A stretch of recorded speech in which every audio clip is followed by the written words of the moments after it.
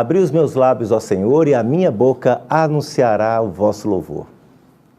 Olá, minha irmã, meu irmão, louvado seja nosso Deus. Estamos iniciando mais uma semana de programa Vivendo a Palavra com Francisco Júnior. É sempre uma oportunidade, uma boa oportunidade ter esse encontro junto com você, com o nosso Senhor. É muito bom aproveitarmos isso, faça isso, não perca a oportunidade, não perca tempo, meia hora de conversa com Deus. Vamos nos voltar a Ele e falar: Senhor, nos abençoe, nos dê a graça e a bênção de sermos orantes, de realmente termos um momento de oração. Por isso iniciamos o nosso programa em nome do Pai, do Filho e do Espírito Santo e pedimos à nossa Mãe Maria Santíssima que interceda por nós, que nos ajude a sermos cada vez mais fiéis ao propósito que o Senhor nos coloca. Nessa experiência, que possamos ser cada vez mais íntimos com o nosso Deus.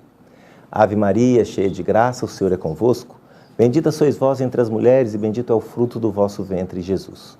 Santa Maria, Mãe de Deus, rogai por nós, pecadores, agora e na hora de nossa morte. Amém. No sábado, nós celebramos a conversão de São Paulo, que tem um significado muito forte para cada um de nós. Essa conversão nos dá a certeza de que só somos cristãos se encontrarmos com Jesus. Certamente, Jesus Cristo não se mostra a nós como fez com Paulo, para fazer dele o apóstolo de todas as nações. Mas também podemos encontrar Jesus na leitura da Sagrada Escritura, na oração, na vida familiar e em muitas outras situações. Portanto, rezemos ao Senhor com Maria, nossa mãe, para que nos ilumine e nos conceda uma fé viva, verdadeira, um coração aberto, como o de Paulo, para encontrar Jesus. Imbuídos dessa vontade, imbuídos dessa necessidade, eu te convido agora a, juntos, fazermos o nosso ato de contrição. Vamos considerar essa oração como o tombo de São Paulo do cavalo, que lhe deu aquela chacoalhada, o fez repensar a sua vida e se abrir para uma nova experiência com Deus. Rezemos juntos. Senhor, renovai as maravilhas do vosso amor em nossas vidas e manifestai a vossa providência nos acontecimentos da história. Socorrei os oprimidos, libertai os prisioneiros, consolai os aflitos, fortalecei os fracos, para que em todos nós se manifeste a vitória da cruz. Amém.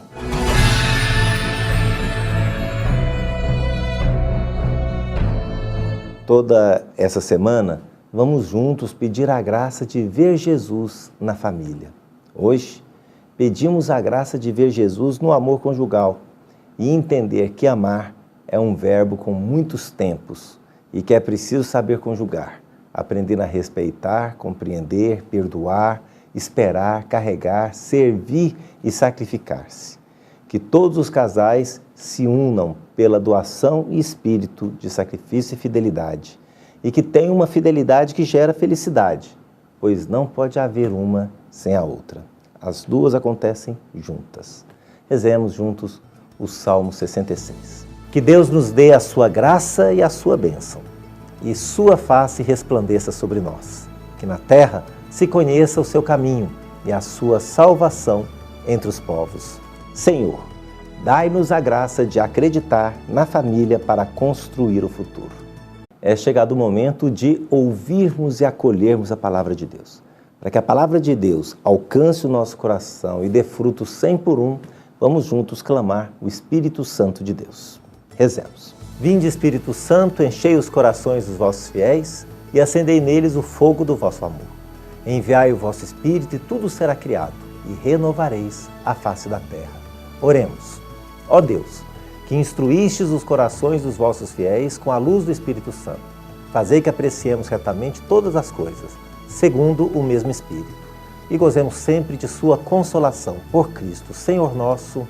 Amém. E hoje, mais uma vez, nós acolhemos com muita alegria a presidente da Associação Servos de Deus, a Marisete Nascimento. Muito obrigado mais uma vez, que Deus abençoe e a unja bastante. Boa noite, Francisco Júnior, boa noite, telespectadores, irmãos, amigos, irmãos de fé. É isso que eu sinto por cada um que nesse momento está assistindo esse programa. Hoje iremos meditar o Evangelho de Jesus Cristo segundo São Mateus, no capítulo 8, versículos de 5 a 13. Entrou Jesus em Cafarnaum. Um centurião veio a ele e lhe fez esta súplica: Senhor, meu servo está em casa de cama, paralítico e sofre muito. Disse-lhe Jesus: eu irei e o curarei. Respondeu o centurião: Senhor, eu não sou digno de que entreis em minha casa. Dizei uma só palavra e meu servo será curado. Pois eu também sou um subordinado e tenho soldados às minhas ordens. Eu digo a um vai e ele vai, a outro vem e ele vem. A meu servo faz isto e ele o faz. Ouvindo isto, cheio de admiração, disse Jesus aos presentes: em verdade vos digo, não encontrei semelhante fé em ninguém de Israel. Por isso eu vos declaro que multidões virão do Oriente e do Ocidente e se assentarão no reino dos céus com Abraão, Isaque e Jacó, enquanto os filhos do reino serão lançados nas trevas exteriores, onde haverá choro e ranger de dentes. Depois, dirigindo-se ao centurião, disse: vai, seja-te feito conforme a tua fé. Na mesma hora, o servo ficou curado. Palavra da salvação. Glória a vós, Senhor. É muito lindo quando a gente vê o mistério de fé. Esse homem era um centurião. Era um homem poderoso, que tinha pessoas que estavam sob o seu poder, o seu mando. Ele dava ordens, mas também ele era subordinado e precisava cumprir ordens superiores. Porém, uma coisa ele percebeu. Ele percebeu que Jesus é Senhor. Essa graça ele teve. E percebendo o poder de Jesus, ele disse esta palavra que hoje nós proclamamos diante de Jesus Eucarístico: Senhor, meu servo está em casa de cama, paralítico e sofre muito. E eu não sou digno de que entreis em minha casa. Dizei uma só palavra e meu servo será curado. Ele acreditava no poder de Jesus. E ele se humilhou diante desse poder. Ele, de coração, disse para Jesus: Jesus, cura o meu servo. Não precisa ir lá em casa não, porque eu não mereço te receber. Mas eu peço, tenha misericórdia do meu servo, porque ele está sofrendo. Então era um homem de poder, um homem superior que dava ordens aos seus súditos e ao mesmo tempo era um homem que se colocou no seu lugar diante de Deus, diante de Jesus Cristo.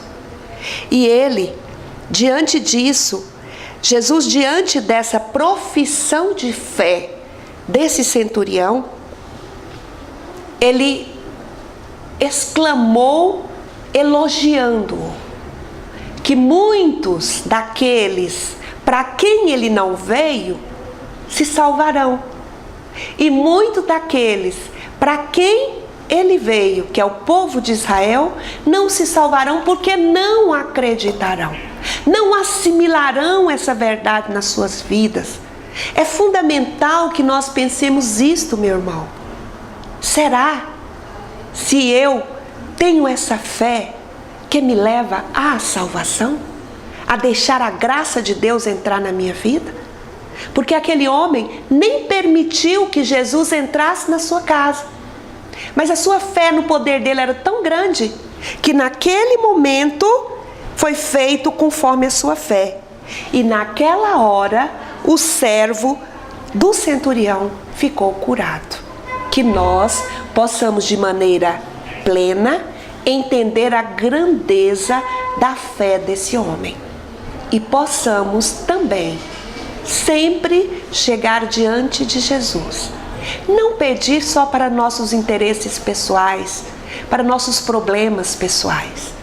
Pedir também por aqueles que estão à nossa volta, para que eles possam experimentar a graça de Deus. E que nós tenhamos esta fé todos os dias ao receber a Eucaristia. Senhor, eu não sou digno de que entreis em minha morada, mas dizei uma só palavra e o seu servo será curado. Que Jesus Eucarístico possa fazer maravilhas na sua vida e que sejamos como o centurião, humildes, mas crédulos, confiantes no poder de Deus. Use aqui toda a estrutura do programa Vivendo a Palavra. Faça ele chegar mais longe. Vamos juntos evangelizar mais e mais. Você é convidado a fazer o evangelho chegar mais longe. É só entrar no nosso site www.comfranciscojr.com.br e participar. Seja conosco um co-evangelizador da Palavra de Deus. Agora vamos acolher a pergunta de hoje no momento Edificando sobre a Rocha.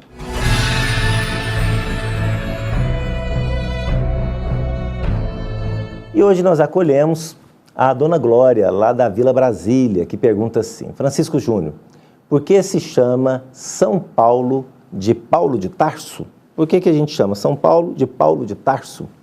Glória, o apóstolo Paulo era filho de uma família de imigrantes judeus e passou toda a sua infância e juventude em Tarso. Tarso é uma cidade da região da Cilícia, pertencente à Ásia Menor, onde o Império Romano dominava. Seu pai, homem influente da época, recebeu a cidadania romana, portanto, ele era judeu com cidadania romana.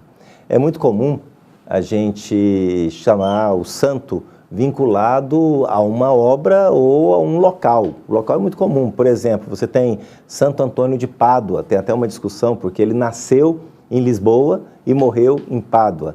Então, há quem o chame de Santo Antônio de Pádua, há quem chame de Santo Antônio de Lisboa.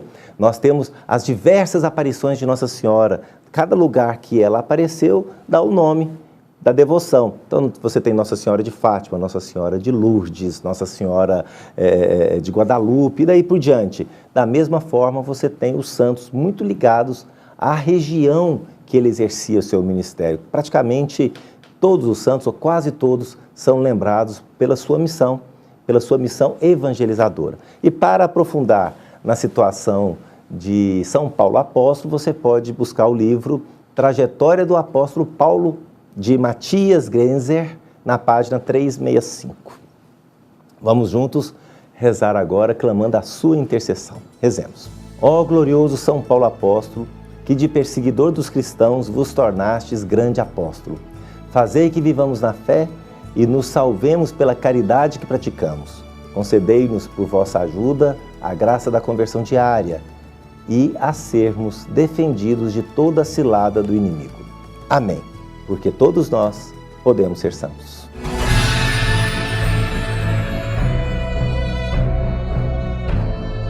A história de fé de hoje, ela é bem prática. Eu acho que ela pode te ajudar bastante no dia a dia, porque ela é muito pragmática, muito prática. Conta a história que um senhor já de idade avançada estava entrando no ônibus, subindo os degraus do ônibus. Porém, ele escorregou e quando ele já estava terminando de entrar, o ônibus saiu e a porta foi fechando. A porta pegou no pé dele e lhe arrancou o sapato, e o sapato caiu. E ele ficou então com um pé com sapato, o outro pé sem sapato dentro do ônibus. Rapidamente, sem vacilar, ele tirou o outro sapato e jogou pela janela. Tinha uma pessoa vendo a cena e achou aquilo interessante. E por que o senhor fez isso? Por que o senhor ficou descalço? E ele respondeu: eu não teria condições de voltar, parar no próximo ponto e voltar, procurar o meu sapato, não posso fazer isso. Então eu pensei, vou jogar o outro sapato pela janela, porque se alguém encontrar um pé, tem chance de encontrar o outro pé. E aí esse sapato vai ter utilidade para alguém, porque para mim ele já não teria mais. E provavelmente alguém que acha um sapato na rua e fica com ele e usa, é porque é uma pessoa necessitada. Então, ao menos eu quero que o meu sapato sirva a alguém. Às vezes nos apegamos a tantas coisas. Às vezes tanto nos apegamos às coisas materiais que temos dificuldade de abrir mão delas, quanto também não sabemos administrar as situações da vida. A vida, por algumas vezes, nos pega de surpresa e nos arranca o sapato. E ficamos chorando a perda do sapato. Se soubermos aprender com esse homem hoje, rapidamente poderemos tirar o outro pé e jogar pela janela. E entender que esse sapato vai servir a alguém. E que nós podemos seguir vida normal, mesmo que descalços um pouco. Salvai-nos, Senhor, quando velamos, guardai-nos também quando dormimos. Nossa mente vigie com Cristo, nosso corpo repousa em sua paz. Em nome do Pai, do Filho e do Espírito Santo. Amém.